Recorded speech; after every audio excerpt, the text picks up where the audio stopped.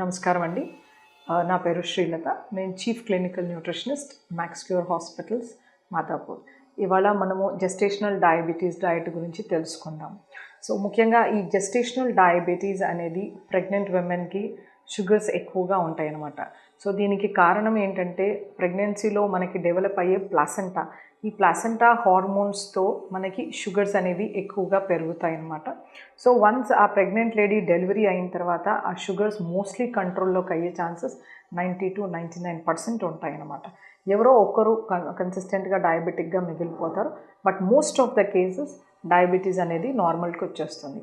So ఈ pregnancy అప్పుడు ఈ షుగర్ రావడం అనేది చాలా కష్టంగా ఉంటుంది. దీన్ని ఇన్సులిన్తో కానీ ట్యాబ్లెట్స్తో కానీ కంట్రోల్ చేస్తారు. ముఖ్యంగా ఇన్సులిన్తోనే మేనేజ్ చేస్తారనమాట. సో వీళ్ళకి డైట్ అనేది చాలా ఇంపార్టెంట్.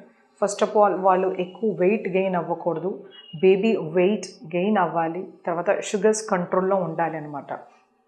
సో వీళ్ళకి మనలాగా డైట్ పూటకొకసారి అలా తీసుకుంటే గనక షుగర్స్ వెంటనే షూట్ అవుతాయి అన్నమాట. ముఖ్యంగా వీళ్ళు ఒకేసారి తీసుకోకుండా ఒక ఆహారాన్ని అనేది దాన్ని స్ప్లిట్ చేయాలన్నమాట. స్ప్లిట్ మీల్ ప్యాటర్న్ అంటారు దీన్ని. సో బ్రేక్ఫాస్ట్ని 2 సార్లుగా తీసుకోవడం, లంచ్ని 2 సార్లుగా తీసుకోవడం, అలాగే డిన్నర్ని కూడా. సో వీళ్ళకి మధ్య మధ్యలో హెల్దీ మంచి fibre rich, protein rich, mineral rich snacks ఏవైనా ఉంటే ఇస్తే కనుక వీళ్ళకి మంచి రిజల్ట్స్ కనబడతాయి. అలాగే షుగర్స్ అన్కంట్రోల్డ్ అవుతే కనుక బేబీ గ్రోత్ ఉండదు, స్టిల్ బర్త్ అయ్యే ఛాన్సెస్ ఉంటాయి అన్నమాట. సో మనము మంచిగా షుగర్స్ని కంట్రోల్ చేయాలంటే నేను చెప్పినట్టు స్ప్లిట్ మీల్ ప్యాటర్న్గా చేసుకోవాలి. ముఖ్యంగా డయాబెటీస్ ఉండే ప్రెగ్నెంట్ లేడీకి రిక్వైర్మెంట్ అనేది నార్మల్ ప్రెగ్నెంట్ లేడీ లాగే సేమ్ ఉంటుంది.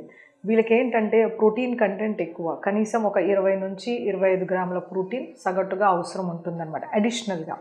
సో సపోజ్ 60 గ్రామ్స్ నార్మల్ లేడీకి అవసరమైతే ప్రెగ్నెన్సీలో 85 గ్రామ్స్ 75 గ్రామ్స్ వాళ్ళ ఎత్తు బట్టి వాళ్ళ రిక్వైర్మెంట్ పెరుగుతుందన్నమాట.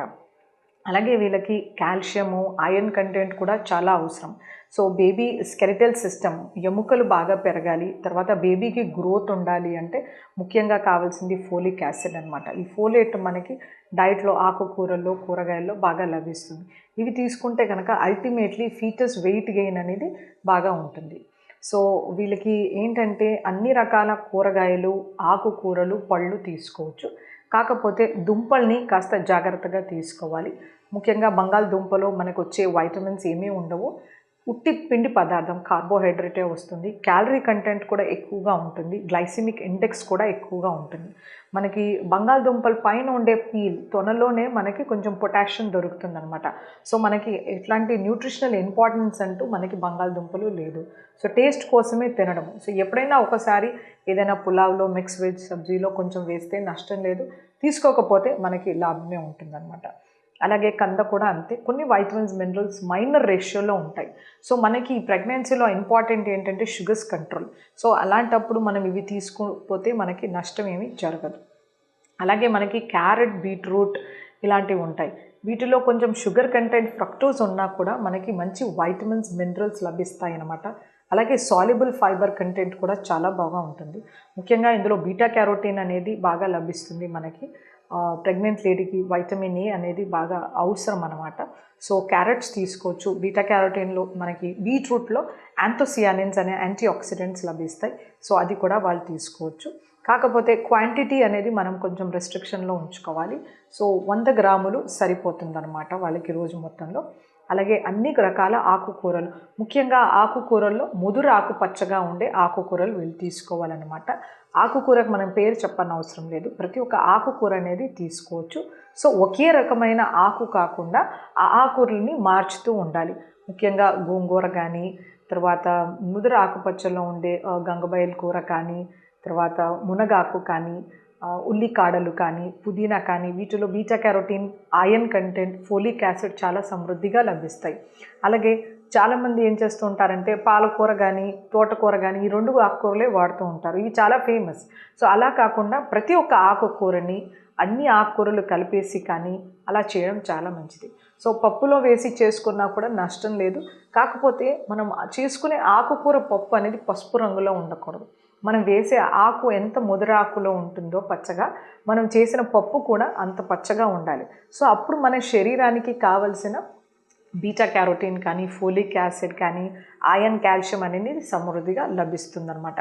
సో ప్రెగ్నెన్సీలో ఇలాంటి న్యూట్రియంట్స్ అనేవి చాలా ఇంపార్టెంట్. మదర్స్కి కావాల్సిన మెటర్నల్ స్టోర్స్కి, ఫీటస్ డెవలప్మెంట్కి ఇవి బాగా హెల్ప్ చేస్తాయి అన్నమాట. అలాగే పళ్ళు, అన్ని రకాల పళ్ళు తీసుకోవచ్చు. డయాబెటీస్ ఉన్నవాళ్ళు భయపడాల్సిన అవసరం ఏమీ లేదు. కాకపోతే తీపిగా ఉండే పండు అంటే అరటిపండు, ద్రాక్ష, సపోటా, మామిడి, పనస, సీతాఫలం, వీటిలో కొంచెం షుగర్ కంటెంట్ ఎక్కువగా ఉంటుంది. అలాగే దీని గ్లైసిమిక్ ఇండెక్స్ అనేది కాస్త ఎక్కువగా ఉంటాయి అన్నమాట. సో ఇవి తీసుకునేటప్పుడు ఏంటంటే మనం క్వాంటిటీ జాగ్రత్తగా తీసుకోవాలి. ఒక 100 నుండి 150 గ్రామ్స్ పర్ డే తీసుకుంటే నష్టం లేదు. సో ఇవి సీజన్గా వస్తాయి కాబట్టి వారంలో 1-2 సార్లు తీసుకుంటే మనకి నష్టం లేదు. ముఖ్యంగా మనకి కావలసిన వైటమిన్స్, మినరల్స్, ఫైబర్, మాయిశ్చర్ అనేది మనకి ఫ్రూట్స్లో లభిస్తుంది. సో ఇవి అవాయిడ్ చేయాల్సిన అవసరం అంటూ లేదు. కాకపోతే పండు తీసుకునేటప్పుడు దూరగా ఉండాలి, ఫ్రెష్గా ఉండాలి, సీజన్గా వచ్చేవి, లోకల్గా దొరికేవి తీసుకుంటే మంచిది. సో జామ కానీ, బొప్పాయి కానీ, కమల, బత్తాయి, దానిమ్మ, పుచ్చపండు, దోసపండు, అల్లనేరేడు, రేగిపళ్ళు, ఇలాంటి ప్రతి ఒక్క పండు తీసుకోవచ్చు. కనీసం 100 నుండి 150 గ్రాములు. కాకపోతే వాటిని పీల్ చేయకూడదు, తొన తీసేయకుండా తొక్కతో పాటు తీసుకుంటే ఫ్రూట్స్ చాలా బెనిఫిట్ అవుతుంది. అలాగే ప్రెగ్నెంట్ విమెన్లో కనీసము 1/2 kg కూరగాయ ఉండేలాగా చూసుకోవాలన్నమాట. దీన్ని సాలడ్ రూపంలో కానీ, కూరగాయ రూపంలో కానీ, చట్నీ రూపంలో లేదు సూప్స్ రూపంలో తీసుకోవచ్చు అనమాట. కాకపోతే ఎక్కువ నూనె వేసి వేపుళ్ళు చేయడం కానీ, డీప్ ఫ్రైడ్ చేయడం కానీ అవాయిడ్ చేయాల్సి ఉంటుందన్నమాట. అలాగే మనము గింజ ధాన్యాలు మోస్ట్ ఇంపార్టెంట్ డయాబెటీస్లో. సో బ్రౌన్ రైస్ కానీ, జొన్నలు కానీ, గోధుమలు, సజ్జలు, కొర్రలు, ఇలాంటి ఎటువంటి గింజ ధాన్యం తీసుకున్నా నష్టం లేదు. కాకపోతే నేను చెప్పినట్టు ఒక్క భోజనాన్ని ఒక్క మీల్ని 2 టైమ్స్గా తీసుకోవాల్సి ఉంటుందన్నమాట. వాళ్ళు సపోజ్ వాళ్ళకి ఎత్తు ప్రకారంగా 3 ఫుల్కాలు అలౌడ్ ఉందనుకోండి. సో ఒక 1.5 ఫుల్కా మనం 12 o'clockకి తీసుకొని, తర్వాత 2-2:30కి ఇంకొక 1.5 phulka. So big katori of vegetable, big katori of dal అలా తీసుకోవాలి, డబుల్ చేసి తీసుకోవాలి. సో ప్రెగ్నెంట్ విమెన్కి ప్రతిరోజు ఒక కోడిగుడ్డు ఇస్తే చాలా మంచిది. అందులో 2 మిల్లీగ్రాముల ఐరన్ ఉంటుంది. మనకి కోడిగుడ్డులో వైటమిన్ సి తప్పితే మిగతా అన్ని వైటమిన్స్, మినరల్స్ లభిస్తాయి. చాలామందిలో అపోహ ఉంటుంది ఏంటంటే ఇందులో ఫ్యాట్ కంటెంట్ ఎక్కువగా ఉంటుందని. కొలెస్ట్రాల్ అనేది ఖచ్చితంగా ఉంటుంది. కాకపోతే ప్రెగ్నెన్సీ డిమాండ్స్ కూడా మనకి అలాగే ఉంటాయి కాబట్టి సో ప్రతిరోజు ఒక కోడిగుడ్డు ఉడికించిస్తే నష్టం ఏమీ లేదు. చాలా హెల్త్ బెనిఫిట్స్ ఉంటాయి. ముఖ్యంగా కోడిగుడ్డులో మనకి 20 వైటమిన్స్ అండ్ మినరల్స్ ఉంటాయి అన్నమాట. అలాగే వీళ్ళకి పాల ఉత్పత్తులు చాలా ఇంపార్టెంట్.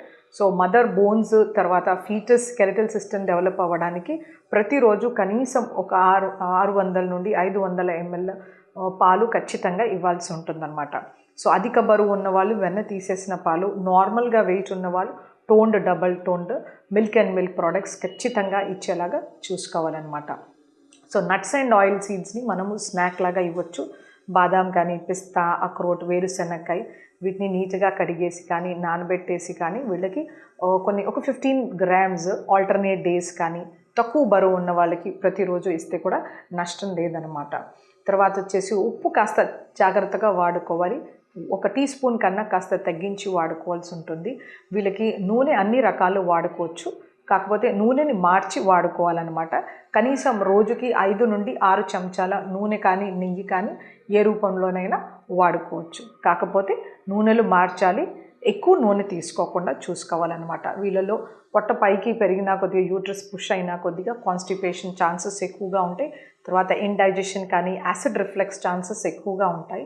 సో ఆయిల్ని కాస్త చూసి వాడుకోవాలి. సో వీళ్ళు బేకరీ ప్రోడక్ట్స్ని ఖచ్చితంగా మానేయాల్సి ఉంటుందన్నమాట.